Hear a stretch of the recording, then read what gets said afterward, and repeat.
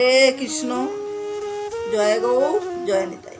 বন্ধুগণ, আমার শুভেচ্ছা নিয়ে আজ আমি পুত্রদা বা পবিত্রা রূপিণী একাদশীর ব্রতকথা মাহাত্ম্য বর্ণনা করছি। আপনারা শ্রবণ করুন এবং ব্রত পাঠ করতে পারি। আগামী 18 শ্রাবণ 4 আগস্ট সোমবার দশমী দিবা 10টা 8 পর্যন্ত। পরের দিন মঙ্গলবার 5 আগস্ট একাদশী দিবা 11:46 পর্যন্ত। আমরা মঙ্গলবারই একাদশী পালন করব, কারণ সোমবার দশম বিদ্যা হয়। যদি একাদশী ঠিকমতো পালন করতে না পারি তাতেও পথে দোষ লাগে। একাদশীর দিন খুব ভোরে ভোরে উঠে স্নানাদি ক্রিয়া শেষ করে পূজা পাঠ করতে হবে, নিয়মিত মালা জপ করতে হবে। যারা 4 মালা জপ করেন তারা আরও অধিক নাম জপ করতে হবে। একাদশীর দিন ফর্মুলাদি ভগবানকে নিবেদন করে প্রসাদ হিসাবে সেবন করতে হবে। যারা নির্জলা ব্রত পালন করেন তারা তো সর্বোত্তম, কিন্তু যারা নির্জলা ব্রত করতে পালন পারে না, আমিও নির্জলা করতে পারি না, তারা ফর্মুলাদি গ্রহণ করে, ফর্মুলাদি সাবধানা এগুলো ভগবানকে নিবেদন করে তারপরে ভোগ করে তারপরে গ্রহণ করতে হবে। এভাবে সমস্ত দিন হরি নাম কীর্তন গান নাম জপ করে দিন কাটাতে হবে। পরের দিন বুধবার সকাল 9:30 ভিতরেই পালন করতে হবে। আগের দিন সোমবার, শিবের মাস যেহেতু সোমবারে নিরামিষ আহার করতে হবে। যারা শিবের ব্রত করেন তারা নিরামিষ আহার রাত্রে যাই করিয়া তারপর একাদশী ব্রত পালন করতে হয়। এখন বলি একাদশী ব্রতের মাহাত্ম্য। একদিন মহারাজ রাজা যুধিষ্ঠির শ্রীকৃষ্ণকে জিজ্ঞাসা করলেন, হে প্রভু, শ্রাবণ মাসের কৃষ্ণপক্ষের একাদশীর নাম কি, তা আমাকে বলুন। শ্রীকৃষ্ণ বললেন, হে মহারাজ, এখন আমি এই পবিত্র ব্রত কথা মাহাত্ম্য বর্ণনা করছি, মনোযোগ দিয়ে তা শ্রবণ করুন। যা শোনামাত্র বাষ্পেয় যজ্ঞের ফল লাভ হয়। প্রাচীনকালে দ্বাপর যুগের শুরুতে মহিজিৎ নামে এক বিখ্যাত রাজা ছিলেন। তিনি মহিষ্মতি নগরে রাজত্ব করতেন। কিন্তু দুঃখের বিষয় এই যে তার জীবনে বিন্দুমাত্র সুখ শান্তি ছিল না, কেননা তিনি পুত্রহীন। অপুত্রক থাকায় তিনি সুখ পান না। তিনি প্রজাগণকে পুত্রের মতো স্নেহ করতেন, কিন্তু তবুও তিনি শান্তি পেতেন না।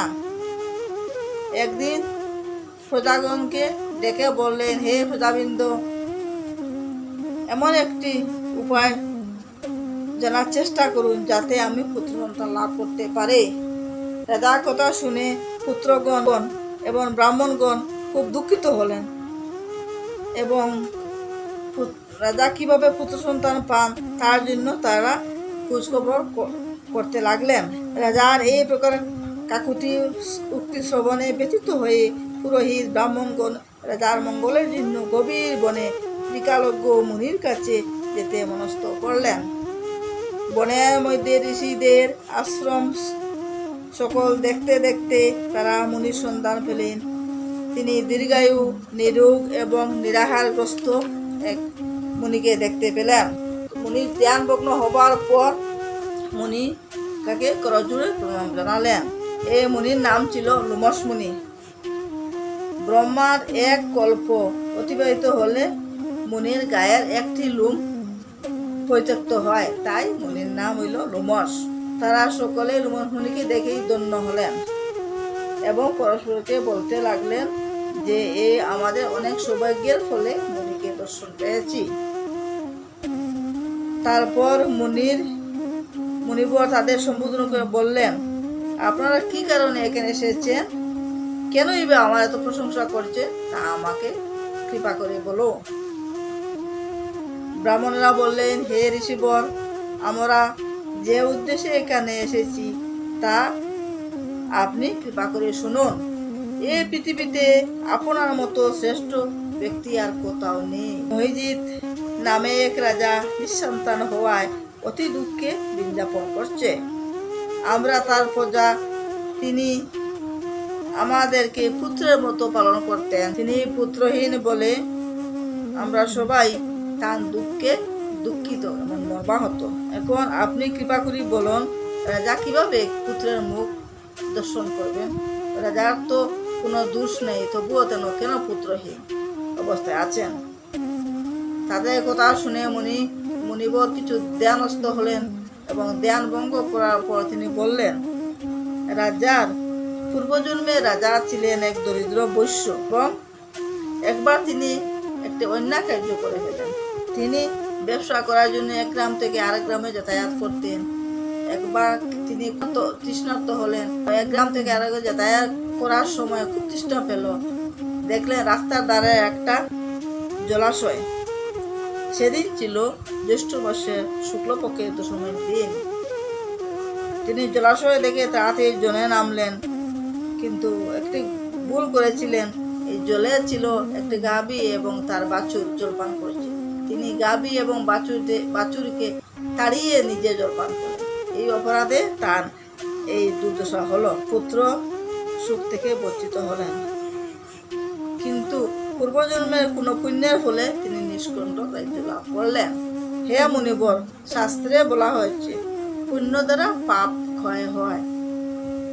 তাই আপনি এমন একটি পুণ্য বা ব্রতের কথা বলুন, কিভাবে রাজা পুত্র লাভ করবেন। রাজার কথা শুনে লোমশ মুনি বললেন, শ্রাবণ মাসের শুক্লপক্ষের পবিত্র রোহিণী একাদশী পালন করলে অভিষ্ট ফল লাভ হয়। আপনারা যথাবিধি সকলে এই ব্রত পালন করুন।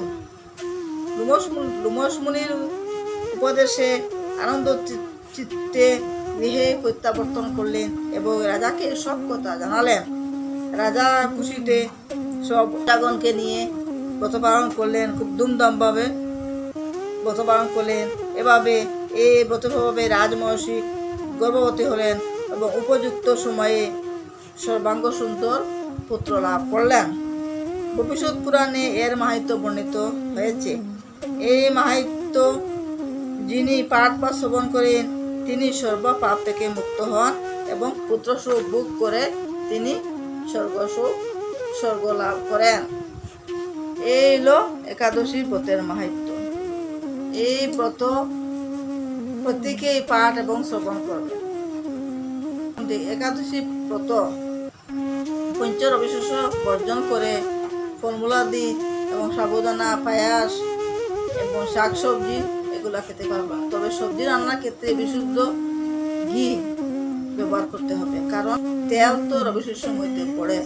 এবং আপনারা পালন করুন যাতে আপনারা ভালো হয় এবং সবাই আমরা ব্রত পালন করি। যদি আমার এই ভিডিওটা যদি আপনাদের শুনতে ভালো লাগে তাহলে ভিডিওটা লাইক করবেন, শেয়ার করবেন এবং চ্যানেলটিকে সাবস্ক্রাইব করবেন। হরে কৃষ্ণ, জয় গৌ, জয় নিতাই।